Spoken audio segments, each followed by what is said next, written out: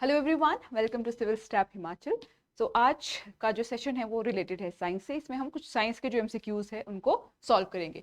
ठीक है, तो फर्स्ट क्वेश्चन, ठीक है, जो आपका फर्स्ट क्वेश्चन है वो है the form of carbon known as graphite. ठीक है, आपको पता है जो कार्बन है उसके आपके जो एलोट्रॉप्स है उसमें एक ग्रेफाइट भी है।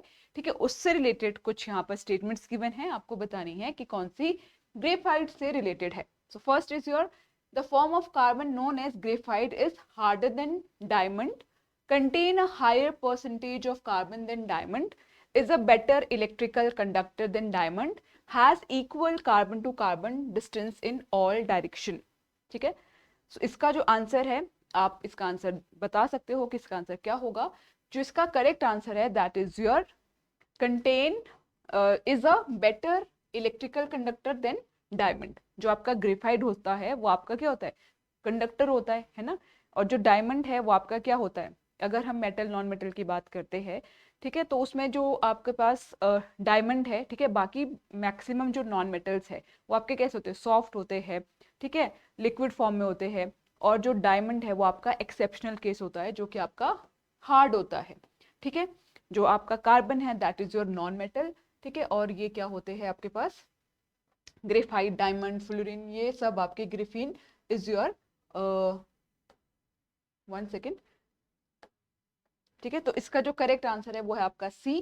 ठीक है, अगर हम इसकी एक्सप्लेनेशन की बात करेंगे तो आपके पास 4 टाइप के जो एलोट्रॉप्स है कार्बन के, जिसमें ग्रेफाइट है, ठीक है, डायमंड है, फ्लोरीन है और ग्रेफीन है। ठीक है, अगर हम इनकी प्रॉपर्टीज की बात करते हैं तो जो ग्रेफाइट होता है वो आपका soluble in water and is a soft. ठीक है, नेक्स्ट क्या होता है, ये जो आपका डायमंड है इनसॉल्युबल इन वाटर, ब्रिटल है, वेरी हार्ड सब्सटेंस है। ठीक है, फ्लोरीन जो है आपका not dissolve in water but can in some non polar solvent. ठीक है, जैसे कि बेंजीन होता है आपका। ठीक है, नेक्स्ट आपका जो आपका ग्रेफीन है ये आपका बहुत थिन होता है। ठीक है, और ये बहुत फ्लेक्सिबल होता है। अगर हम सबसे थिन जो हमारे पास कार्बन के एलोट्रॉप की अगर हम बात करेंगे तो वो है आपका ग्रेफीन। ठीक है, ग्रेफाइट आपने जो पेंसिल लेड है वो आपका क्या है, ग्रेफाइट का एग्जाम्पल है। ठीक है, जो डायमंड है उसको हम ज्वेलरी में है, ऑर्नामेंट्स में है, ठीक है, उसमें हम यूज करते हैं। ठीक है, तो आपको ये ध्यान में रखने हैं कि जो ये ग्रेफाइट, डायमंड, ठीक है, फ्लोरीन्स है, ये आपके कार्बन के एलोट्रॉप्स होते हैं। ठीक है, ग्रेफाइट ही आपका ऐसा है जो क्या करता है, graphite is your best conductor of electricity. ठीक है, एज कम्पेयर टू अगर हम डायमंड की बात करेंगे। ठीक है जी, तो ये फर्स्ट आपको जो क्वेश्चन था वो क्लियर हुआ होगा। अब चलते हैं नेक्स्ट क्वेश्चन की तरफ। नेक्स्ट क्वेश्चन क्या है, which of the following is not correct about baking soda. ठीक है, तो आपको बताना है कि इनमें से कौन सी स्टेटमेंट करेक्ट नहीं है जो कि किससे रिलेटेड हो, बेकिंग सोडा से रिलेटेड हो। It is used in soda acid fire extinguisher। ठीक है, second is your it is added for faster cooking, it is a corrosive base, it's neutralize excess acid in the stomach। so आप इसका answer बता सकते हो कि इसका answer क्या होगा। ठीक है, तो इसका जो आंसर है that is C, it is a corrosive base। ठीक है, अब इसमें देखिए जो बेकिंग सोडा है, ठीक है, उसको हम किसके लिए, removing permanent hardness of water के लिए नहीं यूज करते हैं। ठीक है, क्यों नहीं करते हैं, as it does not have the capacity to form soluble compound with the calcium and magnesium ion present in the hard water. ठीक है, तो इसका जो करेक्ट ऑप्शन था वो था आपका सी। अब आता है question number third. Question number third में क्या है, असर्शन है density is derived physical quantity. Density को बोला है कि जो डेंसिटी है वो आपकी क्या है, डिराइव्ड फिजिकल क्वांटिटी। सेकंड जो इसमें रीजन है, रीजन क्या बोला है, density can not be derived from the fundamental physical quantity. ठीक है, तो इनमें से या तो दोनों जो असर्शन और रीजन है या तो दोनों करेक्ट है, ठीक है, या फिर जो रीजन है वो करेक्ट है जो कि असर्शन का, ठीक है, या तो असर्शन दोनों ही इनकरेक्ट है या फिर एक करेक्ट है या फिर एक इनकरेक्ट। सो आप इसका आंसर क्या दोगे, इसका आंसर क्या होगा, कौन मुझे बताएगा, या फिर आप इसका आंसर मुझे चैट बॉक्स में भी बता सकते हो कि इसका आंसर क्या होगा। देखो, density is a derived physical quantity. अब डिराइव्ड फिजिकल क्वांटिटी क्या होती है, ठीक है, ये हमें पता होना चाहिए कि डिराइव्ड होती है और फंडामेंटल फिजिकल क्वांटिटीज होती है। फंडामेंटल सिर्फ 7 है, जिसमें कि ऑब्वियस सी बात है जो डेंसिटी है वो नहीं आती है। जब फंडामेंटल में डेंसिटी नहीं आती है तो आपके पास जो डिराइव जो डेंसिटी है वो क्या होगी, ड्राई फिजिकल क्वांटिटी होगी। ठीक है, आई होप कि आप लोगों को जो 7 फंडामेंटल हमारी क्वांटिटीज़ है, जो उनकी यूनिट्स है वो पता होगी, बिकॉज ये एग्जामिनेशन के पॉइंट ऑफ व्यू से इंपॉर्टेंट है।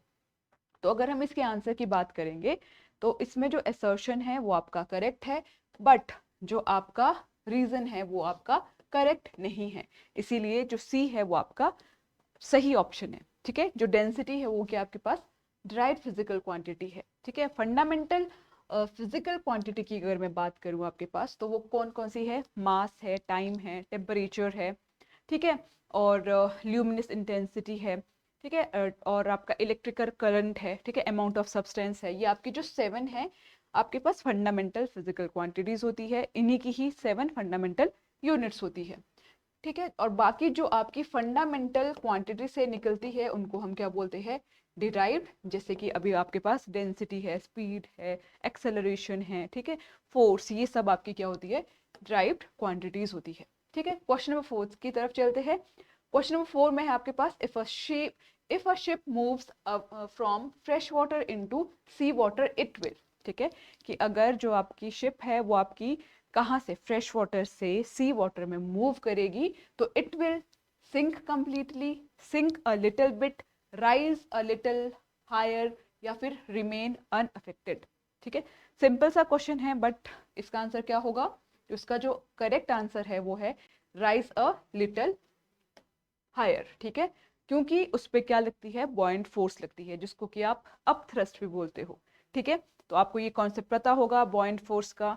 ठीक है, जो क्या करती है, पार्शली या फिर Holi immersed in a fluid. जो बॉयंट फोर्स क्या होती है, एक अपवर्ड फोर्स होती है। ठीक है, जो कि किसी भी ऑब्जेक्ट के ऊपर लगेगी, अगर आप उसको वाटर में जब डालते हो तो उसके ऊपर जो एक अपवर्ड या फिर अपवर्ड फोर्स लगती है उसको बॉयंट फोर्स या फिर अपवर्ड फोर्स बोलते हो।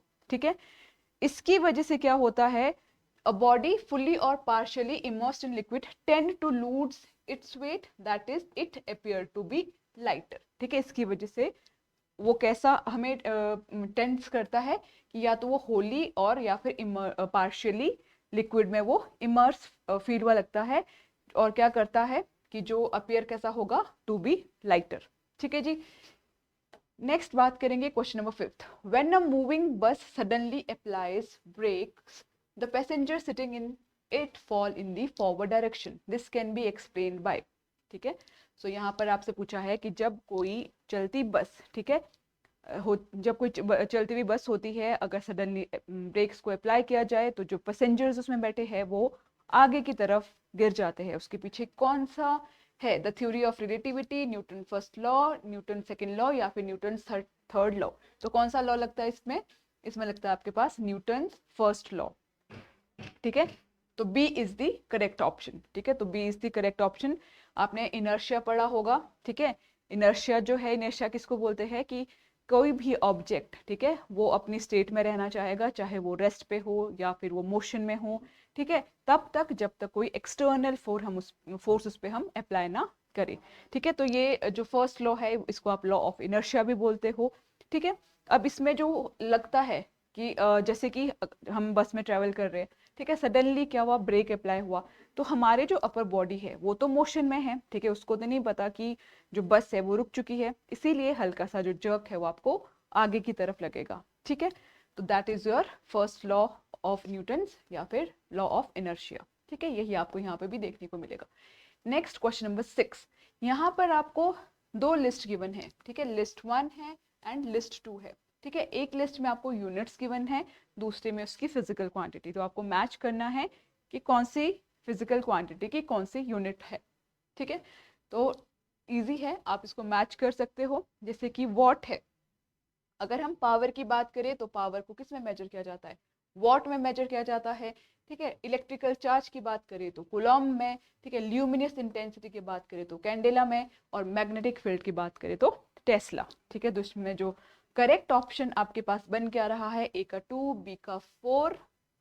ठीक है, तो option number D is your correct option. ठीक है, तो D is your correct option. ठीक है, नेक्स्ट नेक्स्ट देखिए question number 7। The pressure exerted on the ground by a man is greatest. ठीक है, अब ये क्या है कि इसमें जो 4 स्टेटमेंट गिवन है कि जो प्रेशर एग्जर्टेड करता है कोई भी पर्सन ग्राउंड पे, ठीक है, तो सबसे ज्यादा वो कब होगा, when the lies down in the ground, जब वो लाई डाउन कर जाएगा ग्राउंड पे, when the stands on the toes of 1 foot, ठीक है, when the stand with both foot flat on the ground, all the above yield the same pressure. ठीक है, I hope कि ये चारों की चारों जो स्टेटमेंट है वो आपको समझ आ गई होगी कि सबसे ज्यादा जो वो मैन है कब प्रेशर एग्जर्ट करेगा, कि जब वो लेटा हुआ होगा, या फिर वो एक टो पे खड़ा होगा, या फिर वो दोनों फुट पे, दोनों पैर पे खड़ा होगा, या फिर सभी में ही सेम प्रेशर अप्लाई होगा। इसका क्या करेक्ट ऑप्शन होगा, क्या करेक्ट आंसर होगा, तो जब वो when the person stands on the toes of 1 foot, तो option number B is the correct option. ठीक है, सो ये आपको पता होगा कि ग्रेटेस्ट प्रेशर कहाँ पे लगता है, जब जहाँ पे स्मॉलेस्ट एरिया होता है। ठीक है, question number 8, light emitting diode है ना, एलईडीज, ठीक है, एलईडीज आजकल बहुत ट्रेंड्स में है। ठीक है, तो वो क्या करते हैं, लाइट एनर्जी को इलेक्ट्रिकल एनर्जी में कन्वर्ट करते हैं, या फिर इलेक्ट्रिकल एनर्जी को लाइट एनर्जी में, या थर्मल एनर्जी को आपका लाइट एनर्जी में, या फिर मैकेनिकल एनर्जी को इलेक्ट्रिकल एनर्जी में। ठीक है, एलईडीज क्या होते हैं, लाइट एमिटिंग डायोड, यहीं से भी चीजें समझ आ रही है। तो यह क्या कन्वर्ट करते हैं, ये आपके इलेक्ट्रिकल एनर्जी को लाइट एनर्जी में कन्वर्ट करते हैं। ठीक है, तो जो एलईडीज है, ठीक है, एलईडीज आपके टीवी भी होते हैं, एलईडी बल्ब भी होता है, तो उसमें क्या है आपके पास जो इलेक्ट्रिकल एनर्जी है वो आपकी कन्वर्ट होती है लाइट एनर्जी में। ठीक है, ये एक तरह का क्या है, सेमीकंडक्टर डिवाइसेस होते हैं जो कि लाइट को एमिट करते हैं। ठीक है, जब भी हम इसमें वोल्टेज अप्लाई करते हैं तो ये क्या करेंगे, इलेक्ट्रिकल एनर्जी को लाइट एनर्जी में कन्वर्ट कर देंगे। ठीक है, now the question number 9, the major chemical compound found in kidney stone. ठीक है, किडनी स्टोन में जो आपके पास, जैसे कि किडनी स्टोन होता है, बहुत लोगों को किडनी स्टोन होता है, ठीक है, लेकिन वो ठीक भी हो जाता है विद टाइम अगर आप खूब पानी पीते हो, है ना। तो वो जो है वो क्या है, the chemical compound found in kidney stone is urea, calcium carbonate, calcium oxalate, calcium sulphate. तो इसका आंसर क्या होगा, इसका जो करेक्ट ऑप्शन है that is your calcium oxalate. ठीक है, तो option number C is your correct option. ठीक है, अब आता है क्वेश्चन नंबर 9, यहाँ पे आपको इसकी जो एक्सप्लेनेशन है वो भी मिल जाएगी। Now the last question, A moderator is used in nuclear reactor in order to, जो moderator हम use करते हैं nuclear reactor में, वो हम क्यों use करते हैं, slow down the speed of the neutron, accelerate the neutron, increase the number of neutron, या फिर decrease the number of neutrons। ठीक है, तो जो भी moderator का क्या काम होगा, slow down the speed of the neutron, तो A is the correct option। ठीक है, तो आपका जो A है वो आपका correct option होगा। ठीक है, moderator is a substance used to reduce the speed of the neutron. ठीक है, और ये क्या करेगा, जो आपकी न्यूक्लियर चेन रिएक्शन है उसको सस्टेन करेगा। ठीक है जी, तो ये थे हमारे आज के क्वेश्चन। ठीक है, क्योंकि जो हमारी साइंस है, अगर हम साइंस की बात करेंगे तो जर्नल साइंस हमारे से पूछी जाती है, जो डेली लाइफ में हमारे पास यूज है, चाहे वो केमिस्ट्री है, फिजिक्स है, ठीक है, बायो है, मोस्टली आपको जो पढ़ना है वो बहुत डीपली कभी भी साइंस में कुछ भी नहीं पढ़ना है, क्योंकि इतना डीपली आता ही नहीं है। तो जो जनरली जो डेली लाइफ में आप चीज़ें देखते हो related to physics, related to chemistry, related to bio, वो हमारे एग्जामिनेशन में पूछी जाती है। ठीक है, सो ये सिविल स्टाफ हिमाचल के कुछ पेड इनिशिएटिव्स है। ठीक है, अगर आपको लगता है तो आप इनमें से कोई भी किसी भी कोर्स में इनरोल हो सकते हो। ठीक है, ऑफलाइन कोर्सेज है, ठीक है, हिंदी मीडियम में भी है, प्रीलिम्स मेंस की टेस्ट सीरीज भी है। ठीक है, ऑनलाइन कोर्सेज भी है। ठीक है, एनटी एलाइड, ठीक है, हिमाचल प्रदेश का जो भी एग्जामिनेशन होता है उसका कोई कॉम्बो बैच भी आप ज्वाइन कर सकते हो पटवारी से रिलेटेड। ठीक है, वीकेंड कोर्स भी है। ठीक है, और ऑप्शनल जिन लोगों का अभी मेंस क्वालिफाई हुआ है तो सोशियोलॉजी, ज्योग्राफी और हिस्ट्री से रिलेटेड जो ऑप्शनल टेस्ट सीरीज है वो भी आपको अवेलेबल है। ठीक है, सो अगर कोई इनरोल करना चाहता हो तो आप इन गिवन नंबर पर कॉल कर सकते हो। So thank you everyone, thank you so much, मिलते हैं नेक्स्ट सेशन में।